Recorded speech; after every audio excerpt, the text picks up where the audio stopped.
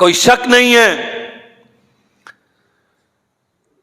تمام اصحاب رسول رضوان اللہ علیہ مجمعین، یہ امت سب کی احسان مند ہے، ہم سارے تابعین کے احسان مند ہیں، ہم سارے اتباع تابعین کے احسان مند ہیں۔ ایک ایک امام نے اتنی عرقریزی کے ساتھ محمد کریم صلی اللہ علیہ وسلم کا دین ہم تک پہنچایا، واللہ قیامت تک آنے والی انسانیت ان کے احسانات سے مستغنی نہیں ہو سکتی۔ لیکن یہ شرف اللہ ذوالجلال والاکرام نے صحابہ اکرام میں سے سیدنا ابو بکر صدیق رضی اللہ عنہ کو بخشا، اور ان کے بعد اس پوری امت میں سے اللہ نے یہ شرف احمد ابن حنبل رحمت اللہ علیہ کو عطا فرمایا۔ کیفیت کچھ یوں ہے، رسول کریم صلی اللہ علیہ وسلم اپنی زندگی کی آخری ایام میں ایک لشکر مرتب کر کے روانہ کر چکے۔ اسامہ ابن زید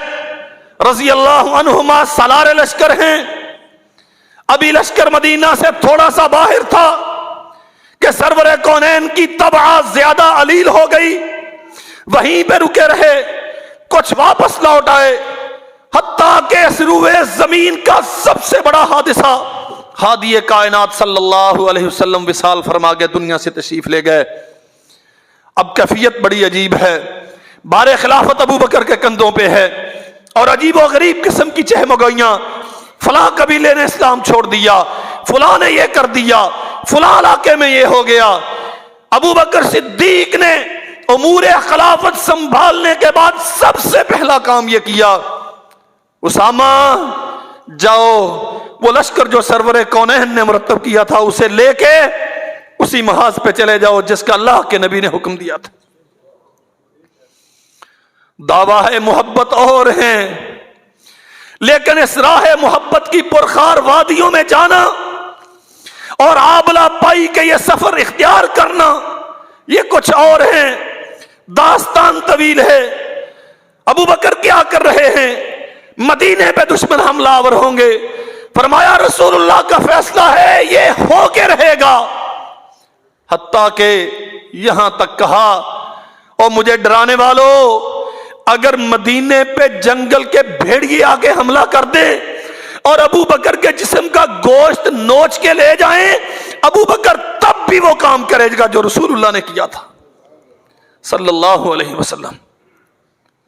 اور اللہ ذوالجلال والاکرام نے وہ کام لیا کہ امام علی ابن مدینی فرماتے ہیں جب اسلام کی عمارت لرزہ پر اندام تھی اور بڑے بڑوں کو سمجھ نہیں آ رہی تھی اب کیا بنے گا، اللہ ذوالجلال والاکرام نے ابو بکر کو یہ توفیق دی رضی اللہ عنہ کہ اسلام پھر سے دنیا میں مستحکم ہو گیا، اور فرمایا دوسرا بندہ وَأَحْمَدُ بْنُ حنبل یوم المحنہ، جب پوری اسلامی سلطنت کے بڑے بڑے مفتی بادشاہ کے اشرفیوں کی تھیلیوں پہ بک چکے تھے، جو حق کا ساتھ دینے والے تھے وہ پابندے سلاسل تھے، کتنے ہی ایسے تھے کہ جن کے جنازے جیلوں سے اٹھے۔ واللہ ہم تو بڑی آسانیوں میں ہیں،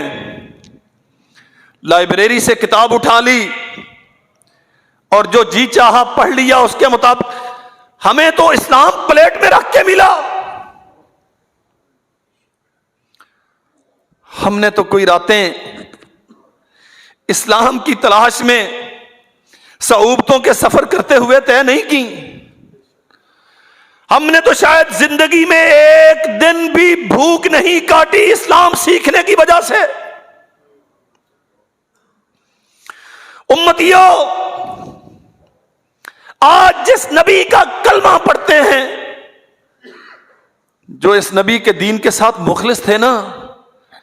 اللہ کی قسم انسانی جسم کے رونگٹے کھڑے ہوتے ہیں۔ یہ علم و فضل جو آج میری تیری لائبریریوں میں بھرا ہوا ہے، جس کے نتیجے میں آج ممبر و محراب آباد ہیں، جس کے بلبوتے پر آج مفتی فتویٰ دیتے ہیں، جس کے ہونے کی وجہ سے ہم دنیا میں اپنے آپ کو عزت دار سمجھتے ہیں، شجر و حجر کی پرستش سے، پنڈت پروہت کی غلامی سے، ڈھیری بیری کے سامنے سجدہ ریز ہونے سے، جس علم کی وجہ سے اللہ نے مجھے اور تجھے محفوظ رکھا ہے، یہ علم ہم تک پہنچا کیسے؟ ایک دو کی بات نہیں، اگر آپ اسلامی تاریخ کی اوراق کھنگالیں تو شاید ہزاروں وہ ہیں جنہوں نے اس مصفہ منزہ علم رسول اللہ صلی اللہ علیہ وسلم کے تحفظ کے لیے جہلوں میں جانا اور وہاں سے جنازوں کی صورت میں نکلنا پسند کیا۔ کون جانتا تھا 2.5-3 سال کی عمر میں یتیم ہو جانے والا بچہ جو لمبے لمبے سفر کرتا ہے، زیادہ راہ پاس نہیں، کتنے ہی اسفار ایسے ہیں کہ سواری تک میسر نہیں، بغداد سے یمن، کبھی بغداد سے مکہ،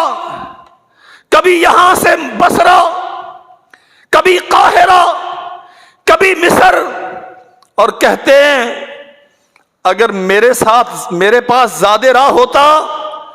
تو میں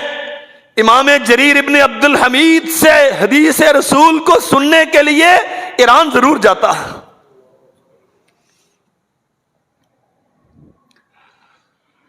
مورخین لکھتے ہیں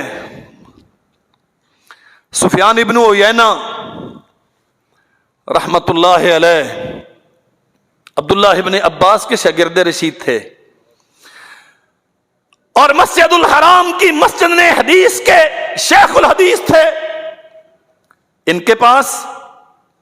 یا بعض نے لکھا امام عبدالرزاق ابن حمام کے پاس یمن میں صنعاء میں تحصیل علم حدیث کے لیے جناب احمد ابن حنبل موجود تھے۔ ساتھی کہتے ہیں کتنے ہی دن ہو گئے، ہم نے دیکھا احمد سبق میں نہیں آ رہے، جہاں ٹھہرے ہوئے تھے وہاں پہنچے اور جا کے دروازے پہ دستک دی، احمد اتنے دن ہو گئے ہیں، آپ درس حدیث میں شریک کیوں نہیں ہوتے؟ فرمایا میرے پاس ایک ہی لباس تھا جسے پہن کے شیخ کی خدمت میں حاضر ہوتا تھا، کسی ضرورت کے تحت اتارا تھا تو چور اٹھا کے لے گیا، اب ایسا لباس نہیں ہے کہ پہن کے حدیث رسول سیکھنے جاؤں۔ میری تو ایک انگلی کے اشارے پہ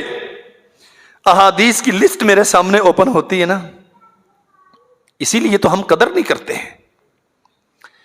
ایک ایک حدیث سننے کے لیے۔ اللہ اکبر، تباہ کی نفاست کس قدر زیادہ ہے،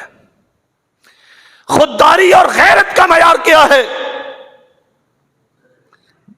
کہنے والا کہتا ہے کہ آپ ایسا کریں، میرے پاس ہیں پیسے تو اس کا لباس منگوا لیں۔ فرمایا ادھار لیتا ہوں تو لوٹانے کی کوئی سبیل نظر نہیں آتی، اور خیرات لیتے ہوئے حیا آتی ہے۔ حدیث رسول پڑھنے والا کسی سے خیرات لے؟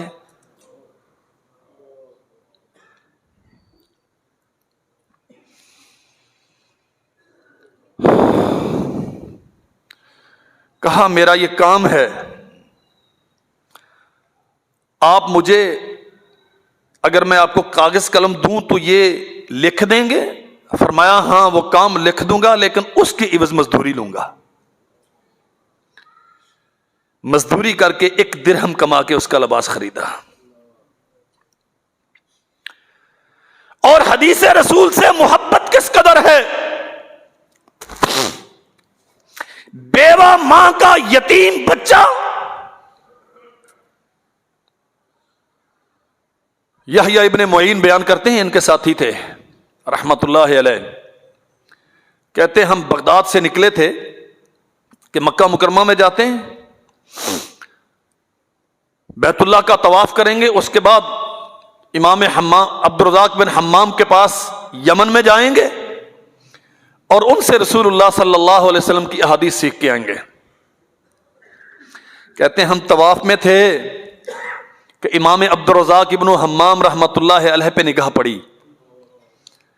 میں نے کہا احمد اب تو کنواں خود چل کے پیاسے کے پاس آ گیا ہے. احادیث ہی لینی ہے نا تو یہیں پہ لے لیتے ہیں.